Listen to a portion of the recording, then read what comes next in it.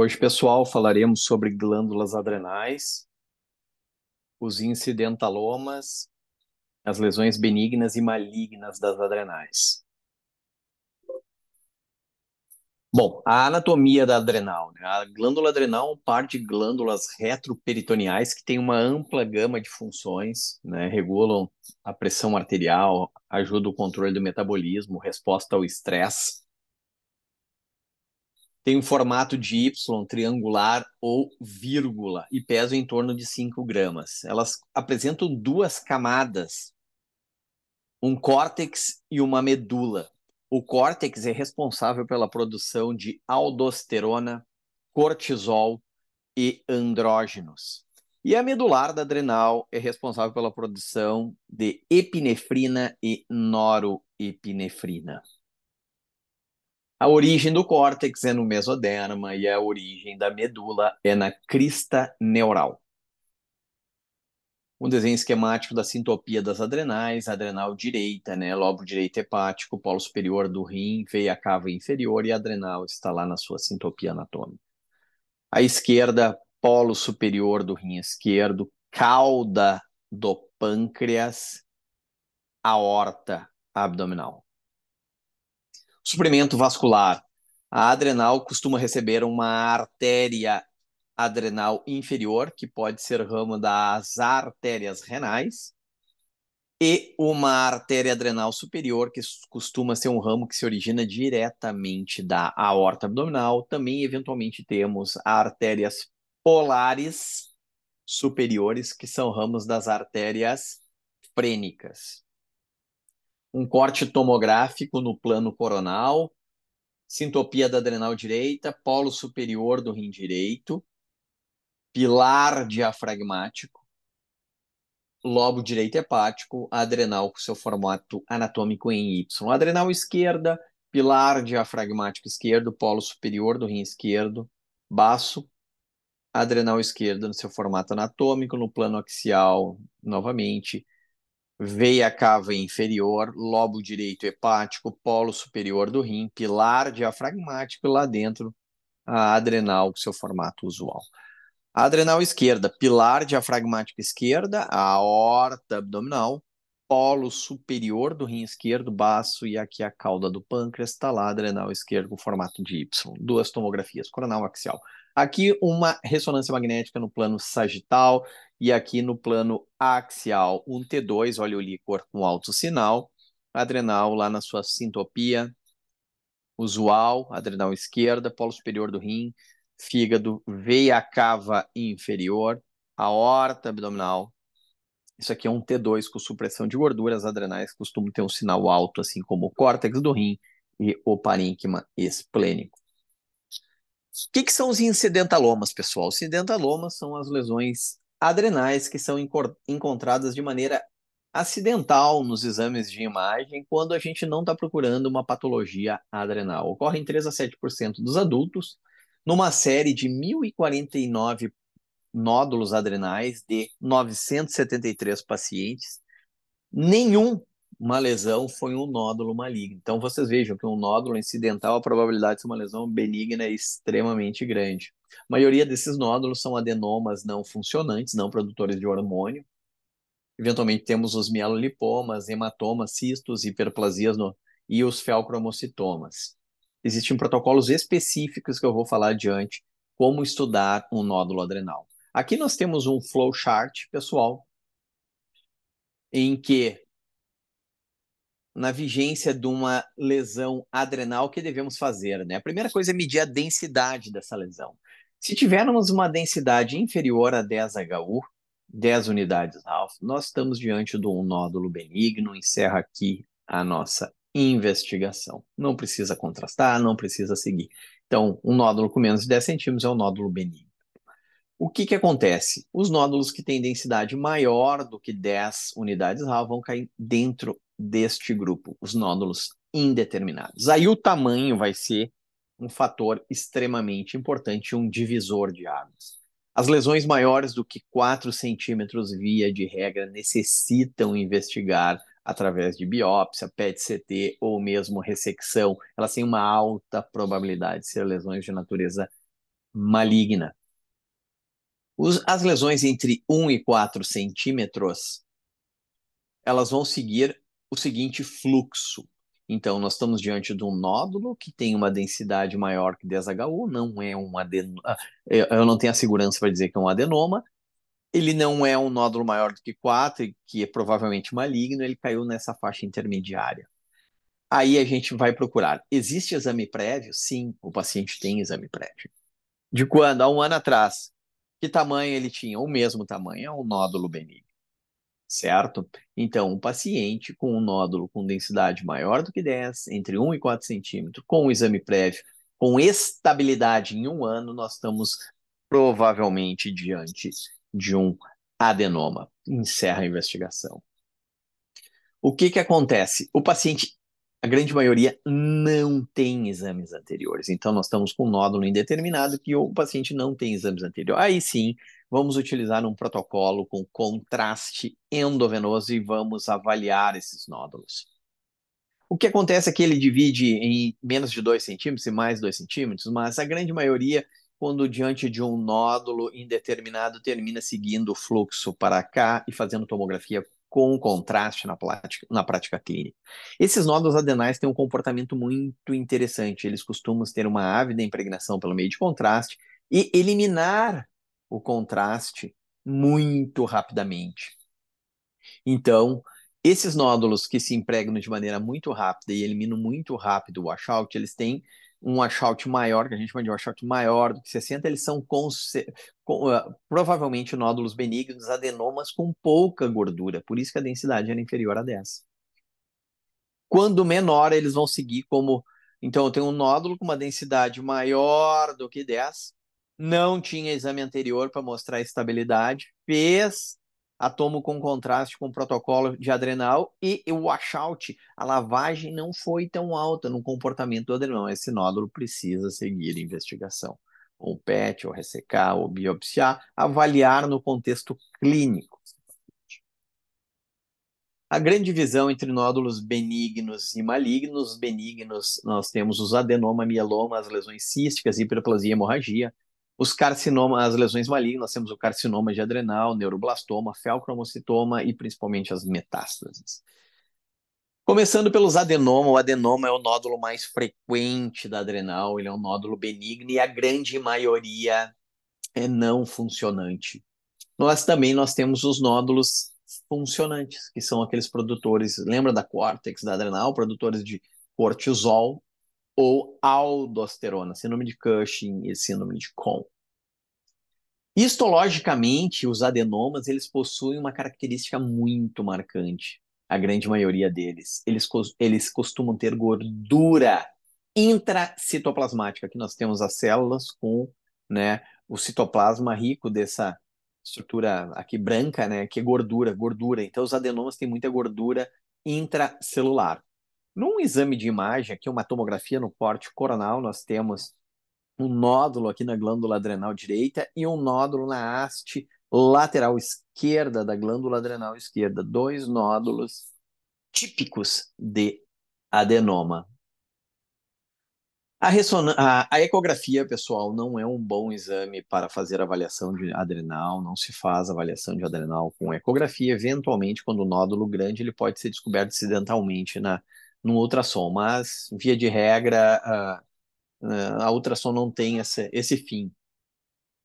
Como a gente mede a densidade da adrenal, pessoal? A gente coloca uma área de interesse, um ROI, bem no centro da adrenal, com uma área representando pelo menos 2/3 da área da adrenal. E a gente percebe aqui, né, dentro dessa área de interesse, um nódulo com uma densidade de 6,8 mil. Para a investigação, isso aqui é um adenoma. Da mesma forma, um nódulo na adrenal agora direita, pilar diafragmático, lobo direito hepático, uma lesão, um ROI, uma área de interesse, um nódulo, uma densidade média de 6HU. É um adenoma, encerra a investigação. Acontece que 15 a 30% dos adenomas vão ser pobres em gordura. Aí são aqueles nódulos que vão cair naquela faixa intermediária do flowchart que eu mostrei para vocês. Então, estes nódulos vão necessitar a gente injetar contraste, utilizar uma calculadora para saber a quantificação do washout, o quanto ele manda o contraste embora. Uma característica dos adenomas é mandar mais do que 60% do contraste embora. Existem alguns pitfalls, né? Pitfalls, pegadinhas, que a gente tem que estar atento. Isso não é patognomônico de benignidade. Algumas lesões, principalmente nódulos de paciente com uma história oncológica de doença hipervascular, metástica de carcinoma de células claras, de hepatocarcinoma, melanoma, até algum feocromocitoma e carcinoma adrenal podem eventualmente ter washouts maiores que 60%. Então, nós temos que ter um cuidado, principalmente diante de um nódulo com uma densidade maior do que 10, com um washout maior do que 60% numa história oncológica. Aqui nós temos como que é feito esse cálculo do washout, vocês não precisam decorar, mas existe uma calculadora, se vocês colocarem aí calculadora do washout, a gente coloca a densidade pré-contraste, coloca a densidade pós-contraste ali entre 60 e 75 segundos após a aquisição da injeção do contraste, uma fase bem tardia com 15 minutos, e a gente faz a conta. Este caso aqui, por exemplo, na fase pré-contraste, a densidade do nódo era 6. Na fase portal foi para 60 e na fase tardia foi para 67. O washout absoluto dessa lesão foi de 61%. Então, isso aqui ele é altamente sugestivo de um adenoma. Digo mais, nem precisava ter feito nesta situação aqui o cálculo, porque na fase pré-contraste que eu falei para vocês, a densidade já era baixa, 6 Hg. Isso aqui já era um adenoma. Certo, pessoal? Mas para aqueles com maior que 10, a gente usa a mão dessa ferramenta. A ressonância magnética também pode ser utilizada, né? A gente tem essa técnica aqui do chemical shift, que a gente tem uma supressão na sequência. Aqui nós temos um T1, olha o sinal do líquido está preto e a gordura está com alto sinal. O que aconteceu com a gordura microcítica do adenoma? Aqui está o nódulo, ele ficou pretinho, estão vendo, pessoal? Caiu o sinal, houve uma queda de sinal. Essa sequência, ela suprime o sinal da gordura microcítica e ajuda a gente a fazer o diagnóstico. Também não é patognomônico, mas ajuda muito a definir que tem gordura intracelular.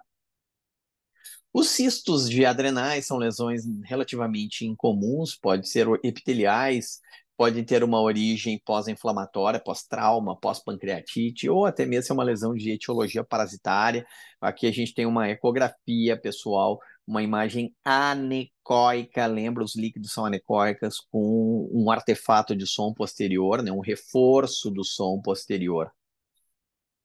Na tomografia, como é que fica o cisto? Uma lesão bem circunscrita, bem delimitada. Olha, comparem com a bexiga, a densidade da bexiga, o líquido da bexiga. Compare com a densidade da gordura do retroperitônio. Tu vê que a densidade, ela tem uma densidade maior que a gordura, né, do retroperitônio, mas não tem uma densidade como de partes moles, por exemplo. Então, isso aqui é um cisto adrenal.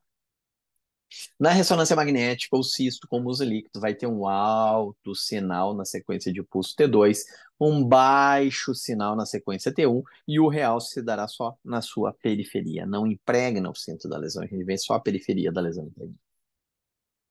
O mielolipoma é outra lesão benigna da adrenal. Esta aqui contém gordura macroscópica, pessoal. O que quer dizer isso? Que os adipócitos não estarão no citoplasma das células. Então a gente vai ver essas grandes adipócitos circundando tecido hematopoético e as células da adrenal.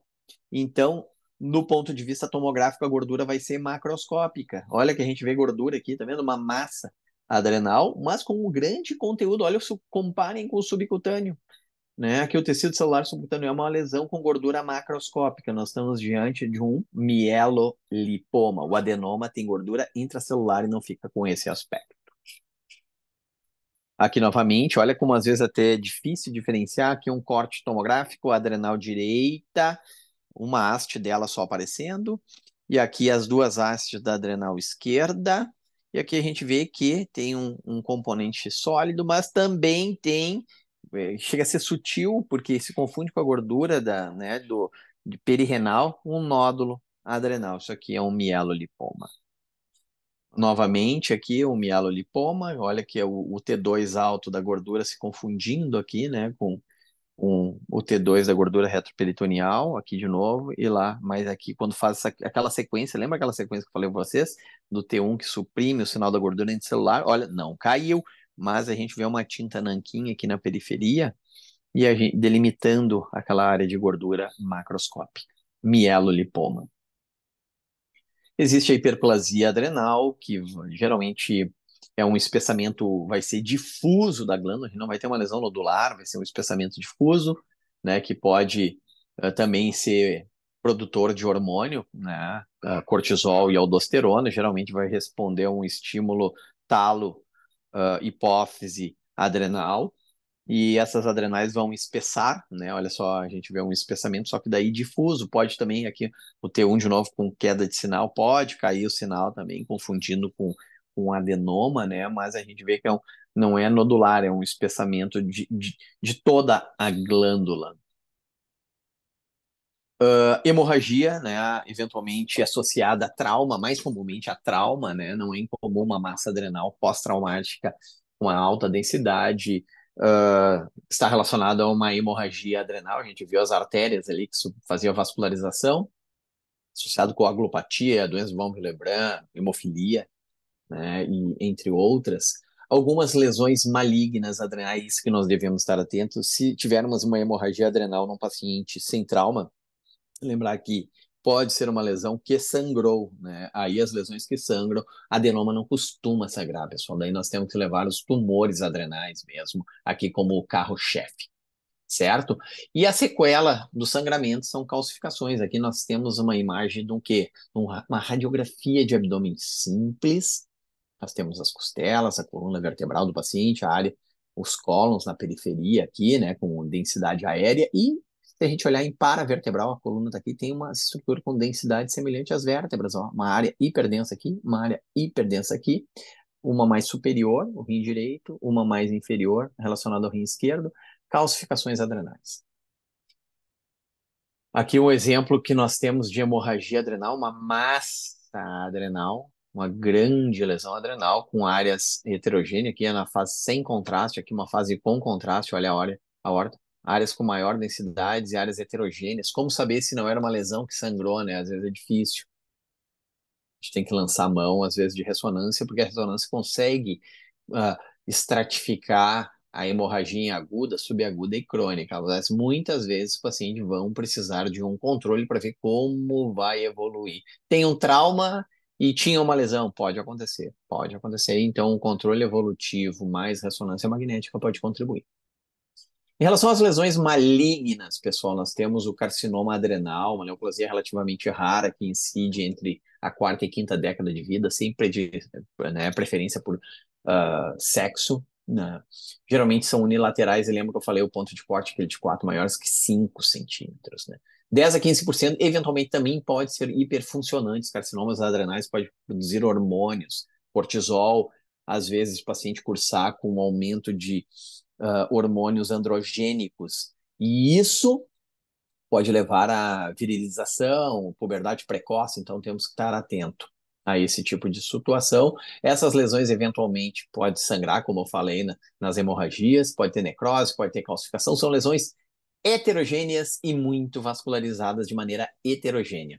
Aqui nós temos uma massa adrenal heterogênea, com uma impregnação predominantemente periférica, com áreas centrais de necrose, com íntimo contato com o lobo direito fígado, pilar diafragmático direito e comprimindo aqui a veia cava superior. Essas lesões podem se estender para o reto peritônio, invadindo a cava, invadindo o próprio parênquima hepático, o pilar diafragmático. Então, são lesões agressivas, né, com comportamento de malignidade. Aqui, novamente, com sinais de invasão da veia cava retrohepática. Isso aqui é uma toma no plano coronal. Nós temos uma massa aqui adrenal, mostrando sinais de invasão. Aqui a veia cava, né, em direção à invasão vascular. Uma lesão heterogênea na loja adrenal, que é o lobo direito do fígado, vértebra, aorta, veia cava inferior deslocada, né? Mais uma pista de que essa lesão do reto peritônio deslocou a cava no sentido anterior, uma lesão heterogênea com áreas de necrose central e hemorragia Isso aqui é um T1, olha só, pessoal, um T1, não tem o, olha aqui que é um T2, o líquido tá branco, aqui o T1, o líquido tá preto. Então, isso aqui é uma área hipersinal no T1, ou é gordura é sangue, aqui no caso, sangue. Nós temos, por fim, na sequência, as metástases, são as lesões malignas mais comuns das adrenais. Os principais sítios de metástase para adrenal é pulmão, mama, cólon, melanoma, rim, nesta sequência. As lesões podem ser grandes, mais do que 5, mas as metástases, normalmente a gente vai encontrar lesões menores do que 5 centímetros. A gente tem que seguir a investigação, né, com a história oncológica do paciente, aquele protocolo de washout, né, injetar contraste, calcular o washout da lesão para poder caracterizar melhor elas. Então, um nódulo heterogêneo com um realce heterogêneo e que o washout aqui ele colocou o relativo, mas a gente usa mais o absoluto. Eu coloquei o relativo, mas a gente usa mais o absoluto, menor que 60, favorece malignidade. Nós temos um nódulo sólido na glândula adrenal esquerda, um nódulo com uma impregnação heterogênea, e aqui a fase tardia. Vejam bem, sem contraste, 60 segundos depois, e uma tardia com 15 minutos, que é o protocolo correto. Lembra aqui o rim excretando. Aqui a densidade do nódulo foi 66. Opa, maior do que 10, é um nódulo indeterminado. O washout dessa lesão relativo foi de 15%, lembra? Não pode ser menor do que 40%. É uma lesão indeterminada num contexto clínico oncológico, provavelmente é uma metástase.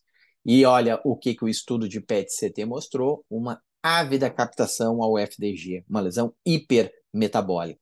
A adrenal, normalmente ela tem uma captação, ela capta, mas não desta maneira. E aqui tem uma outra lesão. Não, aqui é o córtex do rim direito. O córtex do rim direito costuma se apresentar assim no FDG, ele é muito vascularizado. Então, aqui uma massa adrenal, uma metástase. Novamente, uma lesão heterogênea, com impregnação heterogênea, uma área central que não impregnou, né, com baixo sinal T2, altamente vascularizado na sua periferia, com contornos irregulares no polo superior do rim, em íntimo contato com o baço aqui, com o pilar do diafragma, pode invadir. Aqui a sequência de fusão que eu falei para vocês da ressonância, mostrando que tem alta celularidade essa lesão. Isso aqui é uma metástase, pessoal. Nós temos, por fim, né, o feocromocitoma. Né? O feocromocitoma é um tumor que se origina agora, nós vamos falar de uma lesão que se origina na medular da adrenal. Né? E então, portanto, ele é um produtor de catecolamina, uma causa de hipertensão secundária tratável. Então, o paciente jovem que abre quadros com clínicas, né, de picos hipertensivos, nunca teve história de hipertensão, suspeitar sempre de uma causa secundária, e o feocromocitoma é ela.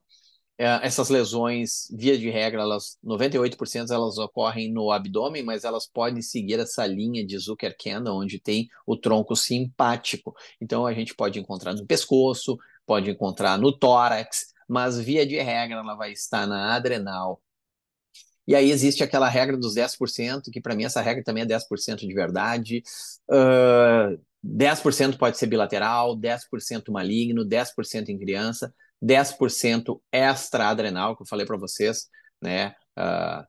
Pescoço, tórax, e eventualmente não produzir sintomas nenhum. Aqui nós temos uma lesão, esquema de uma lesão adrenal, aqui um feocromocitoma, produtor de catecolamina. Essa lesão, lembra que ela produz as metanefrinas urinárias, que é a melhor maneira de fazer o diagnóstico, a gente fazer a contagem laboratorial das metanefrinas urinárias. O paciente pode ter picos hipertensivos, cefaleia, taquicardia, palpitação, ansiedade. Pode estar associado a outras síndromes metabólicas, o feocromocitoma, guardem as síndromes NEM e o von Hippel-Lindau. No pescoço, aqui uma lesão, um tumor glômico, né, que está dentro desse espectro dos feocromócitos, uma massa, né, bem na bifurcação do pescoço, uma angiotomografia do pescoço mostrando uma massa afastando as carótidas internas e externas, externa e interna, né, a massa ali, um fel fora, né, do abdômen. Uma característica bem marcante dessa lesão, lembra que ela também pode, dentro do cálculo do washout, ser uma pegadinha, um pitfall, e produzir um washout maior do que 60%, confundindo com adenoma. Mas lembra que ela é heterogênea, ela emprega, o paciente vai ter os picos, as crises hipertensivas, mas o que ajuda muito a gente, pessoal, é o T2 alto. Olha aqui, é um T2, tá vendo o líquido branco? Essa lesão dá o sinal da lâmpada acesa. Ela é muito, o sinal da lesão no T2, ela é muito alto. Isso é bem característico do feocromocitoma. Aqui, um linfoma para finalizar. O linfoma com uma lesão isolada da adrenal é incomum, normalmente vai ser acompanhado de uma doença sistêmica, que é uma alça espessada, com aquele efeito clássico do linfoma, um efeito aneurismático, né? Ela espessa e dilata sem obstruir, que é uma massa adrenal. Num contexto de linfoma, lembrar que a adrenal também pode ser acometida, pessoal. E uma coisa que é bem marcante dos linfomas, os linfomas costumam ter muita restrição à difusão da água. Então, lá por muita celularidade nessas massas linfoproliferativas, é uma pista num contexto clínico de doença linfoproliferativa, a difusão restrita. Pessoal, era isso sobre adrenal. Vou deixar algumas referências para vocês seguirem estudando. Me coloco à disposição para dúvidas. Um grande abraço a todos. Encerramos aqui hoje.